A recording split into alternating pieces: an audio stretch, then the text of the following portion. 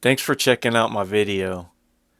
This is part 2 of the trial audio series from my case in Clearwater, where I was charged with disrupting an assembly after speaking out against the Clearwater Police Department and City Council. The charges stem from the February 15, 2024 City Council meeting, which was abruptly shut down by Mayor Unks after Mike Taylor tried to speak while wearing a t-shirt that said the word FUCK on it, a clear violation of his First Amendment rights. During the recess that followed, I spoke up, saying things the mayor clearly didn't like. Instead of following their own Rule 15, which requires a warning before removal, he had me kicked out without one. I said a few more words they didn't appreciate, and more than 7 months later, the city charged me over it. To be clear, I'm not going to reveal exactly why I was at the meeting just yet, but I will say this. I wasn't there to disrupt or chase clicks and views like the city and state's prosecutors claim. Their assumption couldn't be more wrong. The real reason I attended had nothing to do with the meeting itself, and when I do share it, I think many of you, and definitely the people who retaliated against me, will be surprised. They weren't even on my radar. With that said, here's part 2 of this ongoing series. If you haven't seen part 1 or want to catch the rest of the videos, check the description below for the full playlist. It's titled Trial Audio for Clearwater City Council Disrupting an Assembly Case. Thanks again for watching. I hope you enjoy. He was recording this city council meeting to thereafter post it on YouTube to get likes and subscribers and make money off of his YouTube channel. He was recording this city council meeting the entire time so he could post it on YouTube and get a reaction out of his subscribers. He actually has a lot of subscribers. All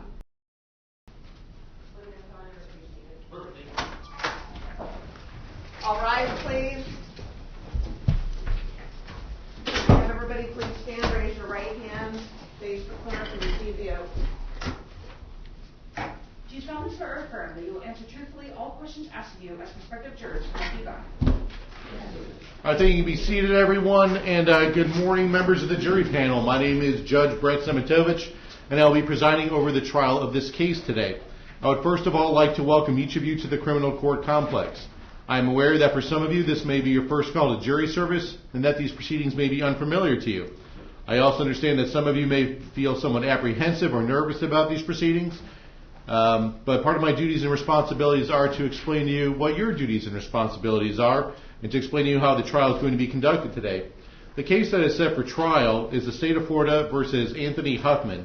The charge in this case, that is, the accusation against the defendant in this case, is disturbing an assembly.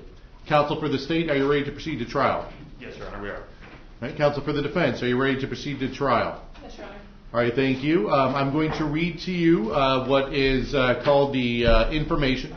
This is not to be considered by you as any evidence or proof of guilt. Rather, this is merely the allegation that has been put forth by the Office of the State Attorney. It reads, just double checking here.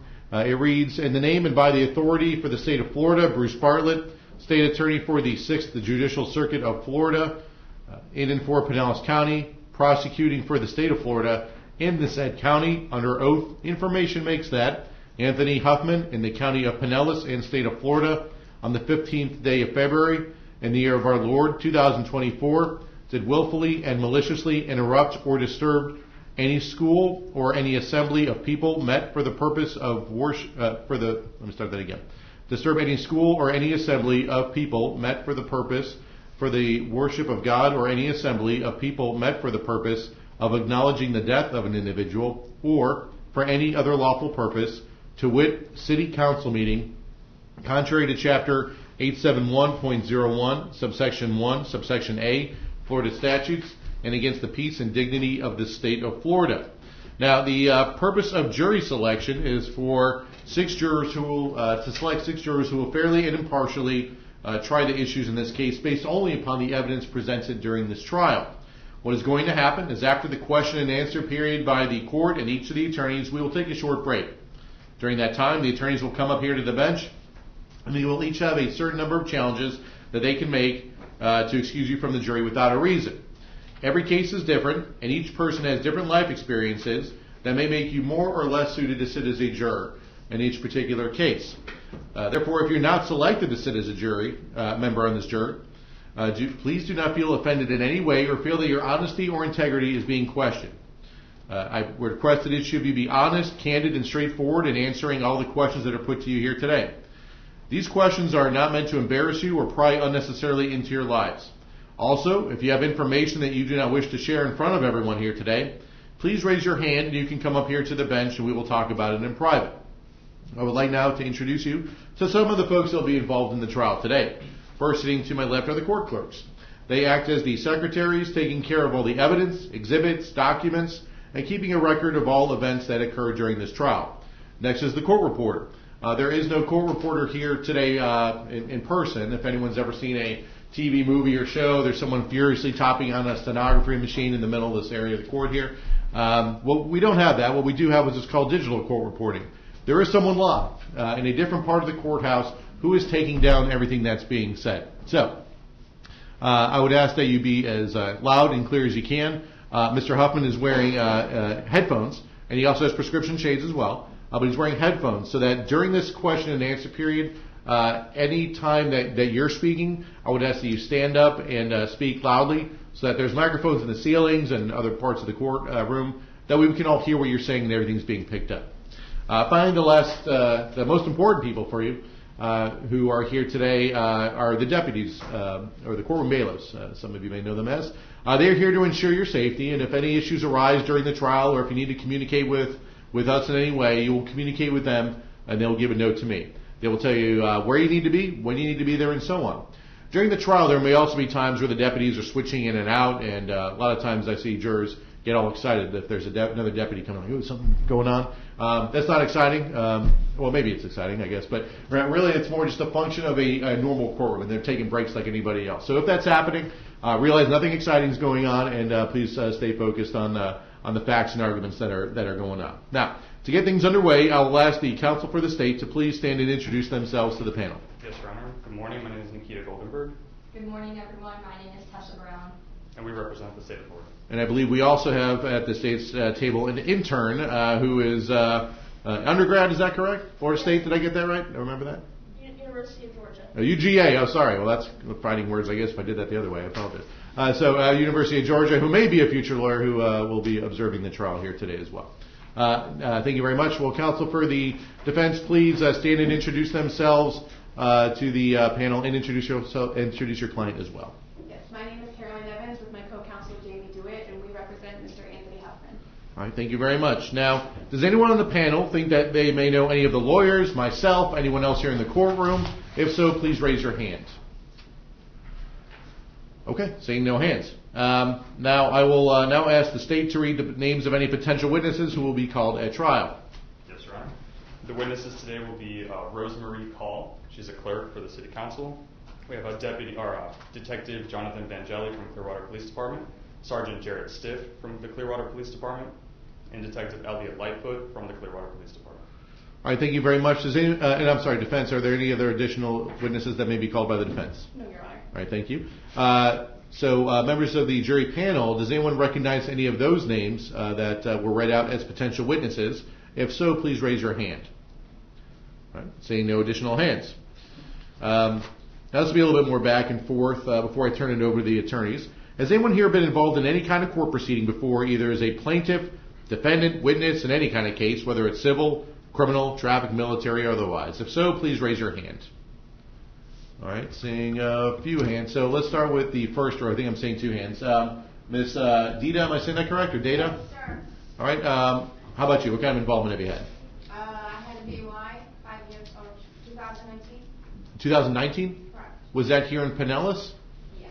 And without telling us what happened with that case, did it go to trial or did it resolve short of trial? It resolved without a trial.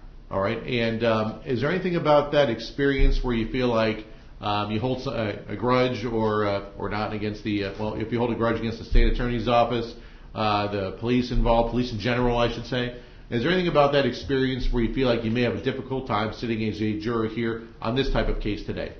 I think so. All right, so you're the first person to say it, first out of the bat. So let me keep you on the hook here for a second. So you just said, I think so.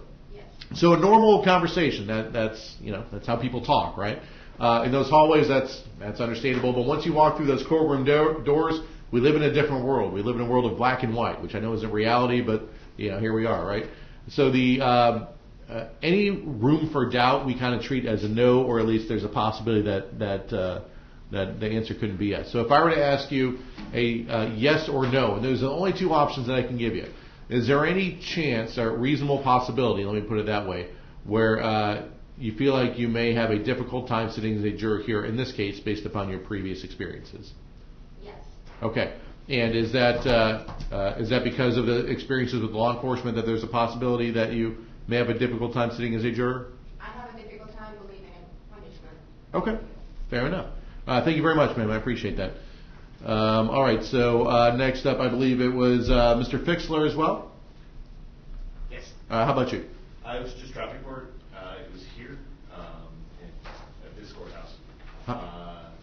To get ahead of you, no, I don't think it would affect my ability to be a juror. You don't think so, or? Oh, no, sorry.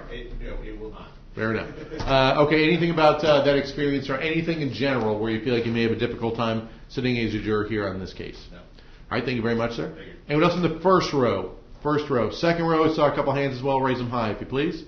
All right, I guess just one hand. So, Mr. Clee. Yes, sir. How about you? What's your involvement been? I was on two jurors selectees for military court. Okay. I was a juror on both of them. Okay, and what branch was that in? Navy. Navy. And how long ago were you a juror for that? 10 years ago.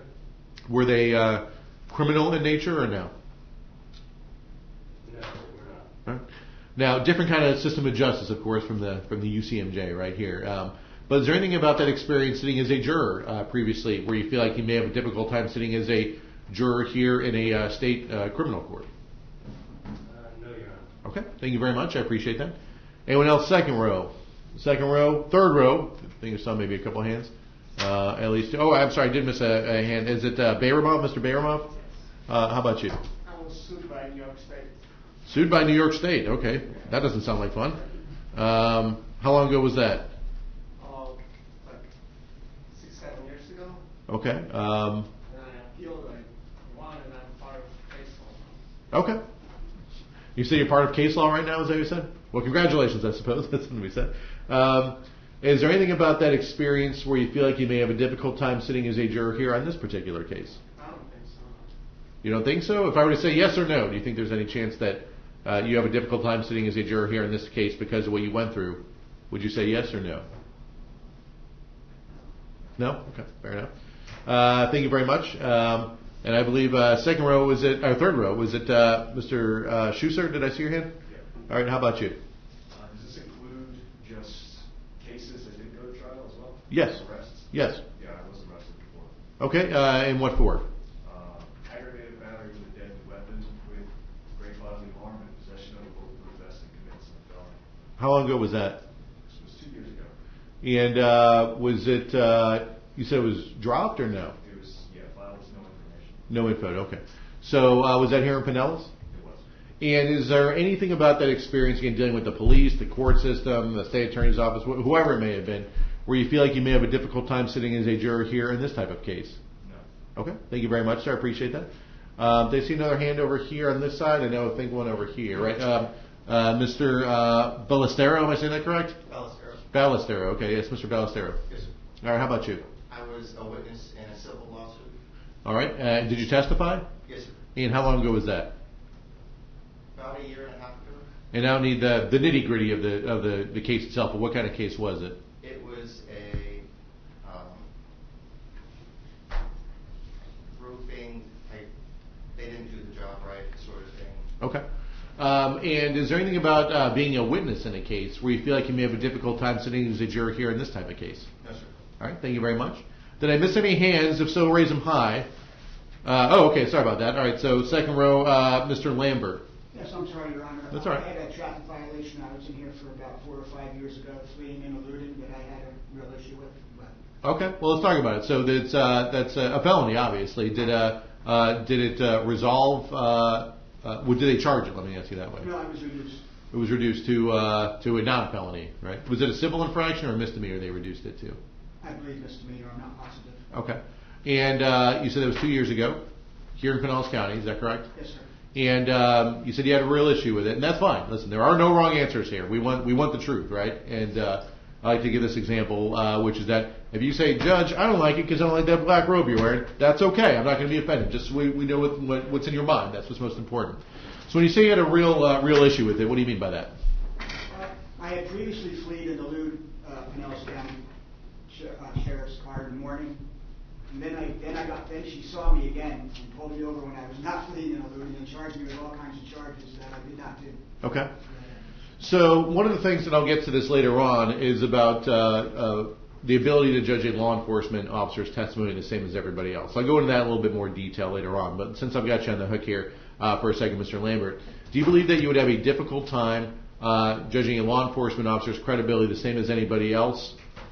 And by that, you mean, do you think that you'd have a hard time believing them based upon what you went through? Yes, sir. Okay, fair enough. I appreciate that. All right, thank you, Mr. Lambert. And I believe I saw another hand over here. It was in the back left. Yes, Ms. Smith? I'm going through a divorce right now. Okay. And it's like, I just have a lot of anxiety about everything. So, And I know what better- it's really no excuse, but like my heart is too big to even look at anybody in a bad way right now. So.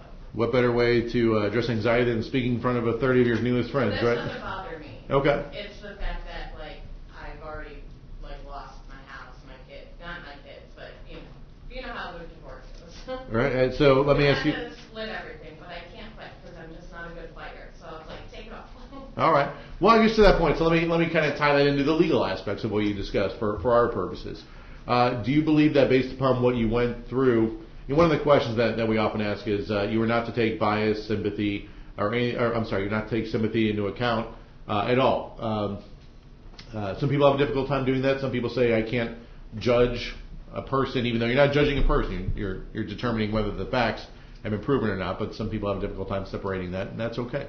Are you saying that based upon? And I don't want to put words in your mouth, but I just want to kind of lay this out there. Are you saying that based upon everything you're going through right now, that you would have a difficult time being a fair and impartial juror based upon everything you said?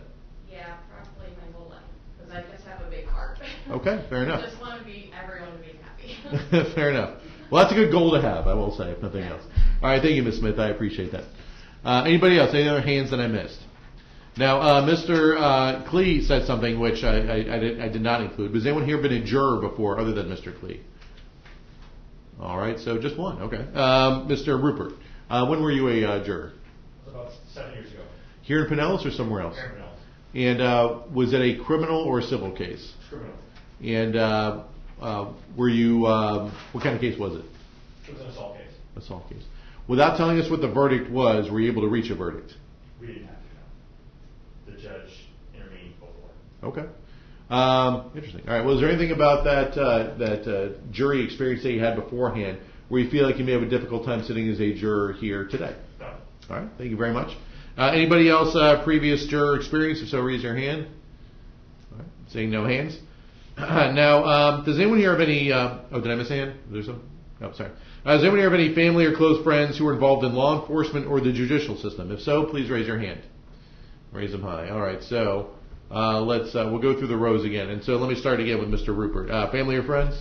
Yes. Who's that? Sister-in-law and prosecutor for Pasco County. Okay, who's that? Patricia C. Now C. Okay. Previously her. All right, fair enough. Anything about having a sister-in-law who works for, it's the same circuit, Pinellas and Pasco are part of the 6th Judicial Circuit, where you feel like you would have a difficult time being fair and impartial, and by that I mean, is there any chance that you would give the state attorney's office here a bigger leg up or a leg up because of that relationship or anything along those lines? No. All right, thank you very much. I believe Mr. Antos, am I saying that correct? Yes. All right, how about you? Family or friends, law enforcement? My wife is an attorney. Attorney? All right, what kind of law does she practice? Insurance defense. All right, so not much crossover with this, I would imagine. Did she ever do criminal defense or criminal prosecution or anything along those lines? No. All right. Anything about having a wife as a lawyer, where you feel like you may have a difficult time sitting as a juror here today? No. All right, fair enough. Anyone else? First row, second row. Oh, I'm sorry, Miss Clemenson. Yes. I don't know if this is, I didn't state it before, but maybe this is relevant. I'm an attorney. Okay. Yeah, that's probably relevant, I'd say. What kind of attorney are you? Retired. Okay, congratulations on that. Well, what did you practice when you were non-retired? I worked in child welfare. Child welfare. Okay. Did you work here in Pinellas or anywhere else? Pinellas. So, okay. So did you you were involved with dependency issues and that kind of thing? Yes. And did you do so kind of quasi-criminal in a way? Well, it's criminal, I guess, right? I mean, if you're doing that as well. Well, did you do juvenile criminal charges as well? Deal with that?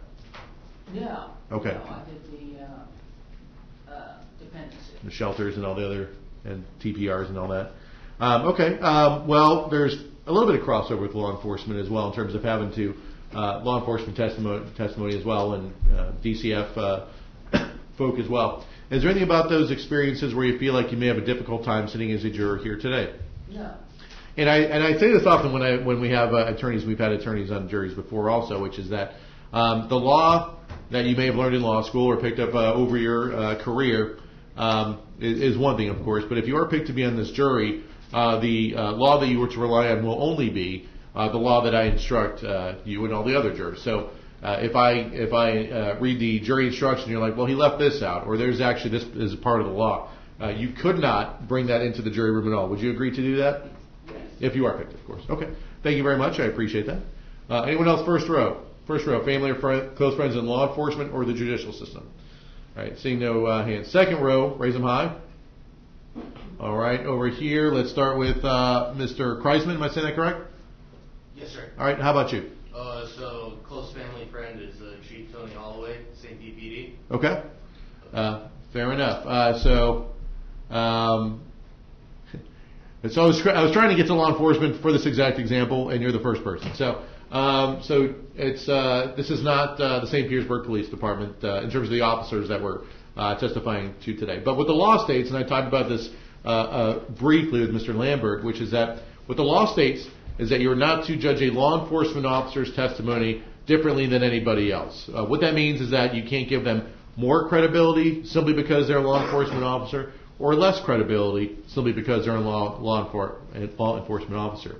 So you were to judge their testimony the same as anybody else. So once they take that stand, you can say, oh yeah, I believe them more than someone else, or I believe them less than someone else. You can believe all of what they say, none of what they say, or anywhere in between, just like any other witness. But what the law states is that when they walk in, if they're wearing a badge and a gun or a uniform, you can't say, oh yeah, I automatically give them more credibility, or I automatically give them less credibility. Do you have any concerns about your ability to judge a law enforcement officer's testimony more than anybody else simply because they're a law enforcement officer? Yes, sir. Okay, fair enough. And would that be more credibility or less credibility? More credibility. Fair enough. Thank you very much. I appreciate that. And I think it's right next to you, Mr. Stewart. Is that correct? Yes, sir. Family or close friends in law enforcement or the judicial system? Friend who's the Pinellas County Sheriff's detective. Okay. And the same question I was asking, is there anything about that relationship where you have any concerns about your ability to judge a law enforcement officer's testimony the same as anybody else? No. All right. Thank you very much. Anyone else? And I'm sorry, this is a question to the state here. The detectives, are they Clearwater or Sheriff's Office? Sheriff's. Oh, Clearwater. I was asking, if there was any crossover. So Clearwater for potential witnesses, Sheriff's Office for for that person. Okay, thank you. Anyone else? Second row. Third row. Raise your hand high. All right. So seeing three in a row over here. Let's start with Miss Foki. Am I saying that correct? Yeah. All right. How about you? I'm friends with Kelly Vicari of the State Attorney's Office, and I'm also friends with former Judge Nancy Lake. Okay. Who's now up in New Hampshire, I believe. Or Maine or New Hampshire? Is it New Hampshire? New Hampshire. There you go. Yeah, that's exactly right. So, a fantastic judge in this circuit. So let me ask you this. Is there anything about that experience or those friendships where you feel like you may have a difficult time either, let me start with law enforcement first. giving a law enforcement officer's testimony the same credibility as anybody else? Do you have concerns that you will not? Well, I phrase that weird. Do you have any concerns that you will give a law enforcement officer's testimony any different weight than anybody else? I would be biased. Okay, in favor of law enforcement or against? In favor. Okay. All right. That kind of negates our next question, but okay, thank you very much. I appreciate that. Mr. Ballestero, how about you? Family or friends? Sir, I have a cousin contractor for ICE. Okay. And then a friend who is Hillsborough Sheriff Detective, or Hillsborough, Tampa PD Detective. Okay. And then same questions I've been asking, is there anything about that relationship where you have any concerns about your ability to judge a law enforcement officer's testimony the same as anybody else? I think I would lean towards taking an officer's testimony as more weighty. Okay. Before they even testified, you have a concern about that. Is that a fair statement? Yes, sir. Okay. Fair enough. I appreciate that. Thank you very much. And I believe, was it Ms. Kenny? Did I see your hand as well? Yes. All right. How about you? Family or friends in law enforcement or the judicial system? My son works for Pinellas County Sheriff. All right. And you probably anticipate the next question, which is there any, do you have any concerns about your ability to judge a law enforcement officer's testimony the same as anybody else? No. All right. Thank you very much. Anybody else that I missed? Friends or family in law enforcement or the judicial system? Raise them high if I missed you. All right. Well, let me ask this to everyone else who did not raise your hand, which is that based upon what we've talked about, obviously we've got some people who feel like both positive and negative that they can't judge a law enforcement officer's testimony the same based upon relationships, experiences they've had. So for those who don't know people in law enforcement or the judicial system, does anyone here at all who we haven't spoken to have any concerns about your ability to judge a law enforcement officer's testimony the same as anybody else? If so, please raise your hand. Okay, seeing no hands. Does anyone have any knowledge or information about this particular case, or is there anything about the charge in this case, again it is disturbing an assembly, that might make it difficult for you to serve as a fair and impartial juror in this case? If so, please raise your hand. Okay, seeing no hands. Now, does anyone here have any physical issues with being here today, such as hearing or eyesight problems, bad back, etc.? Anything along those lines that might make it difficult for you to sit as a juror here today? If so, please raise your hand. All right, seeing Miss Smith. All right, based upon what we talked about before, I think we're okay. But thank you for letting us know. Anybody else? So please raise your hand. Yes, sir, Mr. Larkey. I have stomach issues today for some reason. Okay, so stomach issues? Yes. Are you doing okay right now or no? Yeah, I'm okay. Okay. Is it the kind of thing where you feel like you may have a difficult time sitting through an entire trial if it's all day today? Yes. Okay. All right. Thank you very much.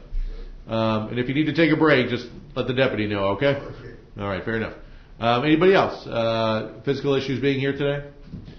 All right. Does anyone here speak English as a second language? If so, please raise your hand. English as a second language. All right, seeing a few hands. So let's start with Miss Dita. Well, what is your second language? I was born in Albania. Your primary language, I should say. Albania. Oh, it's Albanian, I'm guessing, right? So when we have people who speak English as a second language, this will come to our people over here as well. I like to give this example. Some people say, I can barely understand English. Some people say, I can understand English conversationally, but the legal terms, even if they're explained to me, I have a concern about my ability to follow them. And the third is that people say I understand English perfectly fine. Where would you say you fall along that range there? I understand English perfectly fine. Okay, thank you very much. And Mr.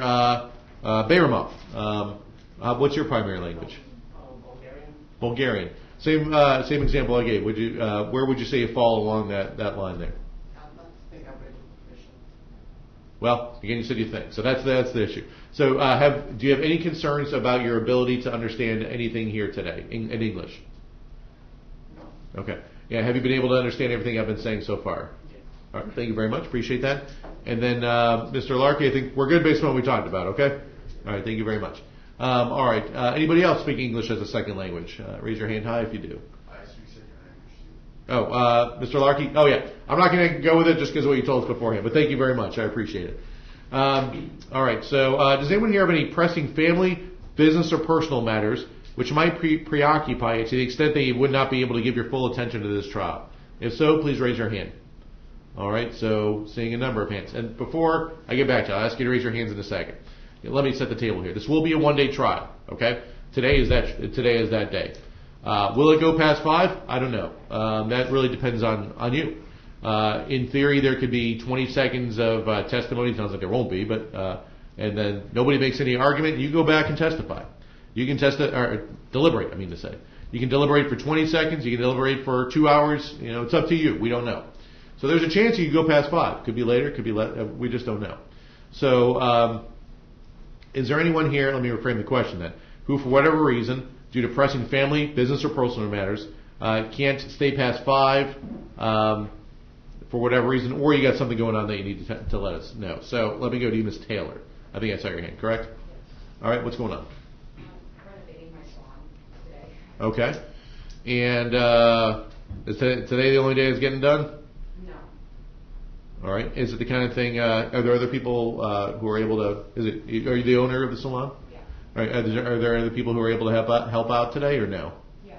Okay, so is it the kind of thing that knowing this is a one-day trial you'd be able to set aside, or was it the kind of thing that you'd be distracted about if you were picked to be on this jury today? I'd be distracted. Okay. Okay, thank you very much. First row, I think I saw, I don't know if there are any other hands in the first row. Second row, I think we saw a couple of hands. Personal matters, can't stay past 5, anything along those lines. Mr. Lambert, I think I saw your hand originally. But based upon what we talked about, I think we're okay. Same with Mr. Kreisman as well. I think we're good based upon what we talked about beforehand. And same with Ms. Smith. I think we're good upon what we talked about beforehand. Any other hands that I missed that something going on in your lives that you think is going to cause you to have some problems, or you can't stay past 5 if that were to happen? If so, please raise your hand. Yes, I'm sorry, I didn't see your hand there. Mr. Helms. I have my kids out to pick up at 3. At 3. So that's a common one we have here too. Is there anyone else who can pick up your child if we allow you to make phone calls or no? Possibly my parents. All right. And are they local enough? Kind of thing? All right. So what I would ask is that when we take a break, if you're able to either call or text them, I don't know if you're going to be picked or not, but just in the eventually that you are, or the possibility that you are, I should say, if you could call them on a break and ask them if you're picked, would you, loving parents of mine, be able to pick up your grandchild, right? All right, thank you very much. I appreciate that. Anybody else? All right, seeing no additional hands. Now, is there anyone here who, for whatever reason, feels that you may be biased or prejudiced for or against the state of Florida in this case? If so, please raise your hand. Seeing no hands. Is there anyone here who feels, for whatever reason, you may be biased or prejudiced for or against the defense in this case? If so, please raise your hand. Or the defendant, I should say. If so, please raise your hand. All right. Okay, now I would just have a few more questions to ask out loud before I turn it over to the attorneys. If you could please respond out loud after each question so I can be sure that each of you understand my question, and also to find out whether or not you agree or disagree with the proposition set forth in each of these questions. Do each of you understand that the defendant in every criminal case is presumed to be innocent until and unless the state proves each material allegation of the charge against the defendant, and that guilt is established by the evidence beyond and to the exclusion of every reasonable doubt? Please answer out loud. Yes. Does anyone disagree with that concept? If so, please raise your hand. Seeing no hands. Do each of you understand that the defendant's presumption of innocence stays with the defendant throughout each stage of the trial? Yes. Does anyone disagree with that concept? If so, please raise your hand. Or if you have questions about it, I should probably ask that too. Seeing no hands. Do each of you understand that at no time in the United States of America is a defendant in a criminal case required to prove his or her innocence? Yes. It's a little more tepid on that. Usually that's a little bit, people are like, well, what are you talking about with that? Well, what that means is this. So the burden of proof is entirely on the state in this case. What that means, and the law will be explained to you later, and the elements of the charge will be explained to you later. But let's say that the elements of the crime are A, B, and C. If the state has proven A beyond a reasonable doubt, B beyond a reasonable doubt, and C beyond a reasonable doubt, then your verdict has to be guilty, regardless of any personal feelings you may have. It has to be if the state's proven that. If they've proven A beyond a reasonable doubt, B beyond a reasonable doubt, C, they have not proven beyond a reasonable doubt, then again, regardless of any feelings you may have, if that's the case, then your verdict has to be not guilty. The defense in this country has no burden to prove or disprove anything. So if in that second example I gave, the state proved A and B, but didn't prove C, and the defense doesn't say anything. They don't say anything at all. But if if this example I'm given, Mr. DeWitt and Ms. Evans just sit there and doodle on their paper and don't say anything this entire trial, then your verdict has to be not guilty if the state hasn't proven it. The defense has no burden to prove or disprove anything. Does everyone understand that? Yes. All right. Does anyone disagree with that concept? If so, please raise your hand. Seeing no hands. Now, do each of you also understand that the defendant has a fundamental and constitutional right to remain silent and choose not to be a witness in a case? Do you understand that? Yes. All right. Does anyone disagree with that concept or have a problem with that concept? If so, please raise your hand. Seeing no hands. Will each of you promise that if you are chosen as members of this jury, you will follow the instruction on the law that I will give to you at the end of this trial? Yes. Does anyone disagree with that concept? If so, please raise your hand. Seeing no hands. What that means, just to clarify, is that whether you agree or disagree with the law, this is not the place for that. That's for the people up in Tallahassee to figure out. This is if the law that is instructed to you, you are swearing to uphold that law and apply the law as written. Does everyone understand that? Does anyone disagree with that? If so, please raise your hand. All right, seeing no hands. And do each of you understand it is your sworn duty to follow and apply the law given, even if you do not like the law or don't agree with the law? Yes. Does anyone disagree with that concept? If so, please raise your hand. Seeing no hands.